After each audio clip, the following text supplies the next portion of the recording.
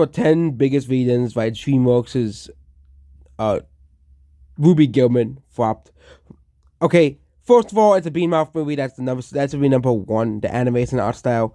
Okay, Beanmouth is a cheap art style. Okay, and it's a bad art style. It's an art style that is unpopular.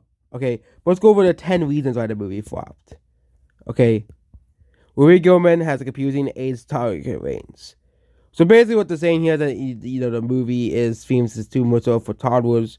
Again, toddlers, but so much so that older children would find it interesting, And obviously, older DreamWorks fans didn't go to see the movie, obviously, so no one went to go see this movie. Of course, they don't know who this movie is for. They have had inconsistent output. Yes, they have. DreamWorks has always had inconsistent output. You had movies like Puss in Boots, The Last Witch, and The Bad Guys. But then you had movies like Abominable. Okay. Does anyone even like Abominable? Okay. Or movies like Home. Okay. That's why DreamWorks, unlike Pixar, doesn't have a cult following among them. Okay. DreamWorks does not have a cult following among them. Okay. Pixar does. Because Pixar's put consistent releases, and Pixar's cult following is disappearing now. Because Pixar is pointing out inconsistency now. Okay. Ruby Gillman had no marketing. Of course. That's the number one reason why it flopped. Of course. Because there was not really many ads for Ruby Gillman. I didn't get many ads for Ruby Gillman. Okay.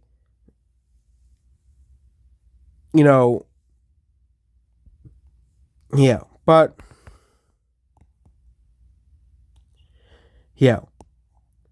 That DreamWorks had no faith in the movie. 6. The trailer spoiled the whole movie, is what they did. Okay. Little Mermaid, flopping. Had a bad and confusing title, which it is pretty bad. Ruby Gillman, Teenage Kraken. Stuff like Zon Carter being the biggest box office bombs in history. As he is kicking after the title of the character's name. It doesn't make it simple to understand. Having the character's name. The movie told us being called Teenage Kraken. Okay.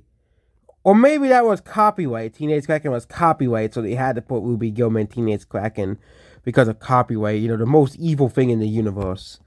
Okay. Isn't a Power Towers IP, which we talked about in the Barbie and Oppenheimer. Okay. Again, Sound of Freedom is breaking records despite not being a part of an established IP. But actually, Barbie is an established IP. It's a toy brand. But Oppenheimer also doing pretty well despite not being a part of an established IP. So that stuff doesn't really matter. Marketing matters. Megan, earlier this year, wasn't a part of an established IP, made a lot of money, a boatload of money domestically. Okay, and but it only made $90 million. Okay, it still made $90 million, and the budget was reasonable for that movie. Okay, and it wasn't part of an established IP, it still made money. Okay, or The Blackening made a couple $1 million earlier this month, despite only having a domestic release and having no marketing. Okay, so stuff that is a part of an established IP, for example, Mario, Minions, and stuff, as well, again, you have to market the movie well. I think Mike Grayson will make money because Illumination knows how to market their movies. That's why Mike Grayson will make money. Okay, when you see the first trailer for Mike Grayson, you like, oh, I gotta see this. This movie looks interesting. Pets made money because of the marketing. Okay, Pets was not a good movie, a very good movie, a movie that didn't really age that well, but the marketing was really great for the movie and made the movie a lot of money. Minions the Rise of Gru and Mario as well. Okay, and Sing 2. Okay, all of Illumination's movies have made money because Illumination knows how to market the movies. They spend like $70 million on making a movie. Now it's $100 million on the animation. Again, Mario has good animation on par with Pixar. And it's funny, Pixar is spending double the budget on the movies that Illumination does. I just don't get Pixar. Okay, they want the movies to succeed, but they're spending so much money on the movies. Probably because they're expecting Elemental to make the same amount of money as Spider-Verse. But Spider-Verse and Mario had the same amount of budget and made hundreds of millions of dollars at the box office. And yes, both movies are part of established IP. But Spider-Verse is a sequel to a beloved movie. And the Mario movie is a beloved movie. I don't care what the critics say about the Mario movie. Both movies are beloved movies by their respective fan base. Everybody loved the Mario movie. I haven't met a single person that isn't a part of the critics or a Mario hater that hated the Mario movie, that disliked it. Okay? Mario movie is one of the best, loved movies of the year. Okay? Puss in Boots, people loved that movie. Okay? Puss in Boots was supposed to fail. Okay? Based off its opening weekend. But Puss in Boots, because of the holidays, and because of how well the people who were, because of the word of mouth, similar to The Sound of Freedom, which isn't an animated movie, but we're still count using Sound of Freedom as well. Guess what? The word of mouth helped Puss in Boots make money. Same thing with The Sound of Freedom. Sound of Freedom, if it was an average movie, it would have made $50 million to $60 million. But because of the massive word of mouth Sound of Freedom is getting, the movie is making bank at the box office. And guess what? All the money is not even going towards Hollywood. It's going to Utah. Okay? So, don't give me this established IP bullshit. When movies like Megan and Sound of Freedom are able to make money despite competing with Avatar and Spider-Verse and Barbenheimer. Okay?